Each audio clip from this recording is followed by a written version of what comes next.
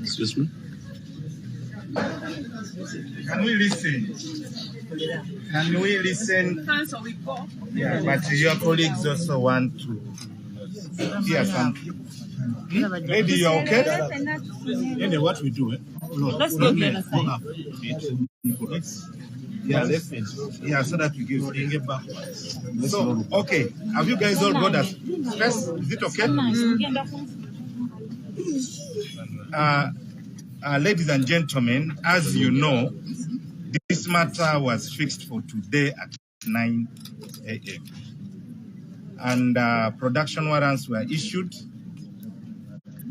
We had a small conferment with the DPP to find out whether they had filed affidavits. Indeed, they had filed them. We were requested by the judge who is handling this matter to meet him in chambers. So when we met in chambers, one, there were two issues.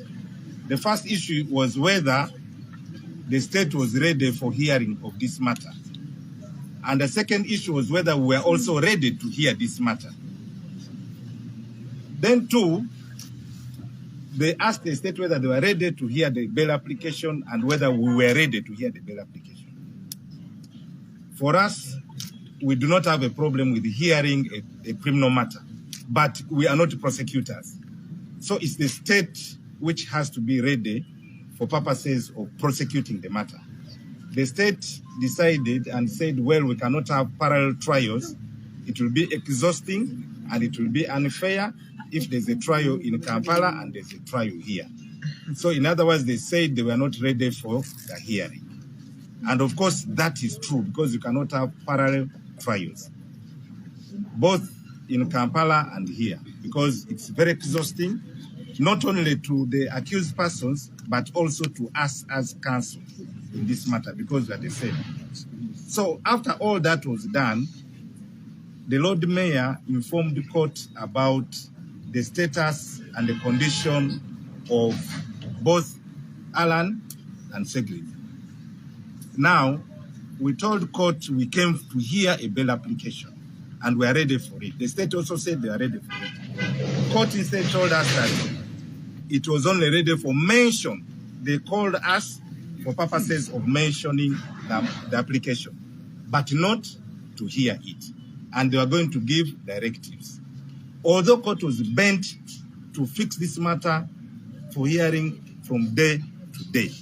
But because the state was not ready, court now had no option but to hear the application. Court also tried to find out from us whether circumstances had changed, and we explained the changed circumstances.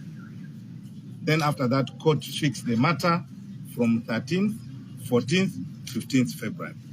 And then court, because of Lord Mayor Lukwago's insistence and about the health conditions, court said in the meantime, it ordered for specialized treatment. But the good news is, at least, we are not going to have a hearing which is going to be prejudicial. We are going to have the bail application. And I want to assure you, if all goes well, we do not see a reason why these people will not be out. It is the decision of court, it's not our decision, but we are optimistic. Thank you so much.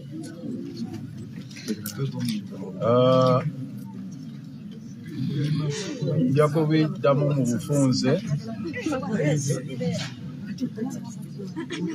nga bwe mwategedde kooti yatuwadde olunaku olwaleero oluvannyuma lw'akabanga akaweze. Bail application eno twagifayiringa dda, twagiteeka mu kooti eya ICD e Kampala, naye kooti n'egamba nti egiweereza Masaka. Kooti bwe yagiweereza Masaka, abalamuzi wano baliwo babiri. Omulamuzi omukyala Victoria ye yali yabawadde bail. Omulamuzi Tweyanze bwe tubadde maaso ge ye teyabawa musango guno. Era fayiro ziri bbiri.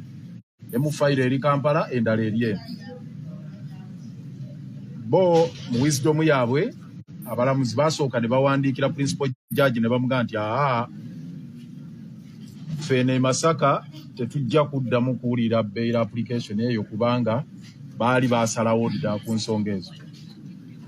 Principal judge Flavia Zeija n'abaddamu n'abagamba nti fayiro bail omuntu we bagimumma tajulira tagenda mu court of appeal akomawo mu kooti eyo yennyini eyamumye bail era n'ateekayo application era neyo bagigoba waddemba okuteekayo n'endala.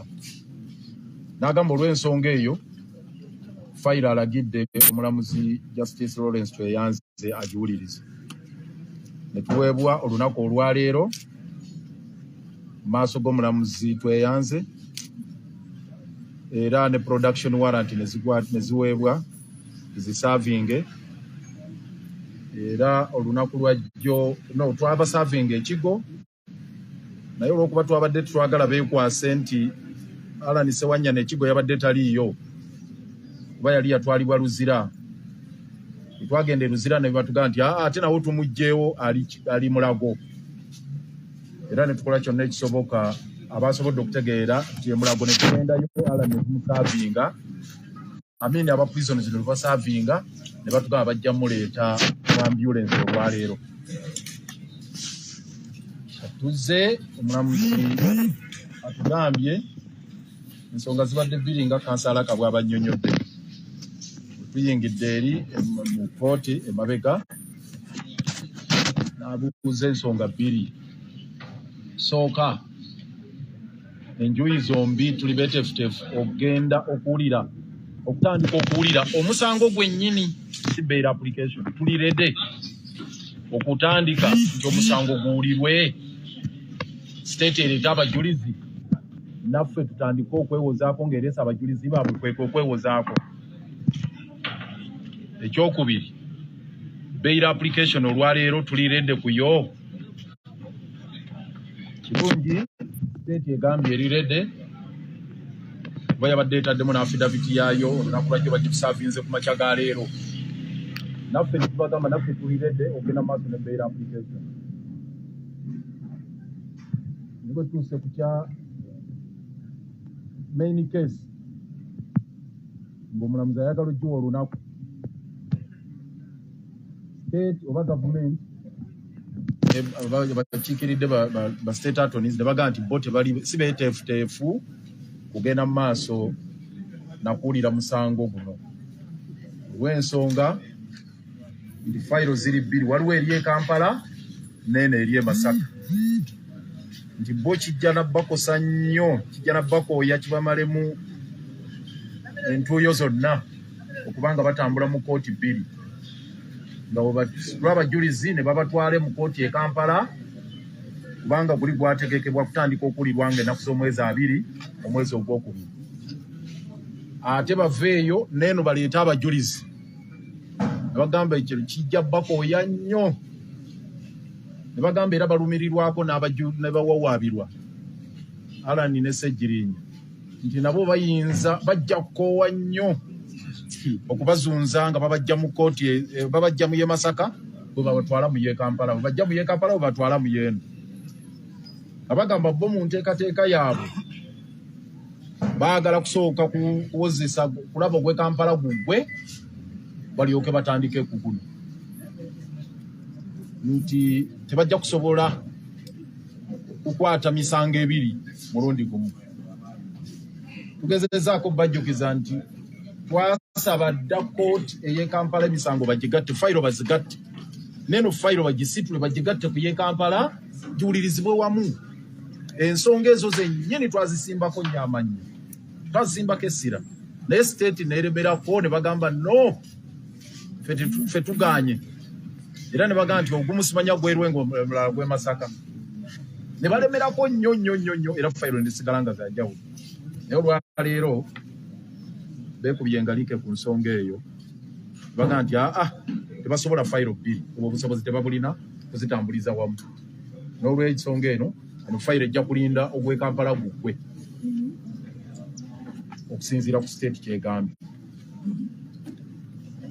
Kakati omulamuzi nga tayinza era kuwa lunaku lwa kutandika kuwulira musango ogwo olwaleero.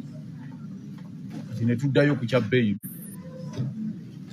Kya bbeeyi era we tumunnyonnyoledde nti omu ku bawawaabirwa nga ye Allan Ssewanyana ali mu mbeera mbi ddala. Era fe abamulabyeko emulago nga embeera eyungula ezziga munafu naye nga n'ebimuluma tebinnategeerekeka.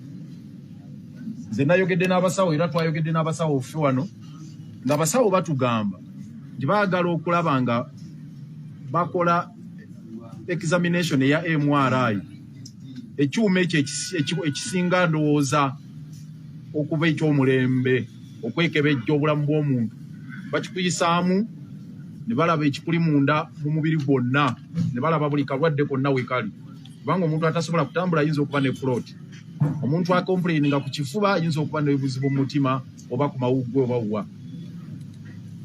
Batugamba ebyembi ekyuma ekya MRI kikosefu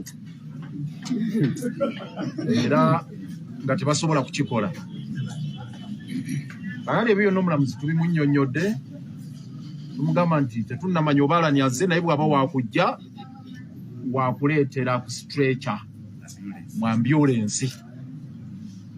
Ate si ambulance naye ambulance esobola okukuuma obulamu bwe olugendo oluwanvu olw'e Masaka. Kuva waliwo ambulance nga eri awo nayo ganyegenya. So embeera eyo omulamuzi bw'amaze ogiwulira n'atugamba nti olwaleero kooti si yabadde tetegese kuwulira bail application. Olwaleero kooti yabadde ekoze kye bayita mention, kyekyo kanso kale bwala katanyonyodde mention, naga kati katuwa olunaku. Olunaku lwatuwadde lwa 13, 14 ne 15 olw'ensonga nti mu wiiki esooka eya February waliyo judges conference. Mu bulumi obw'ekitalo nga tetulina kyakukola ne tuba nga emikono gyaffe misibe mu futfuli kye bagamba our hands are tied. Ffe tuzze tuliredde balooya abapuliida bonna nga bembalaba wano nga buli kimu kyonna twamaze dde okiteekateeka. Bano be mulaba babadde tebeebaka enkya n'eggulu nga tweteekerateekera olunaku olwaleero. Naye ati toyinza kukola kugenda maaso nga kooti ekulagidde nti linda nga 13, 14 ne 15.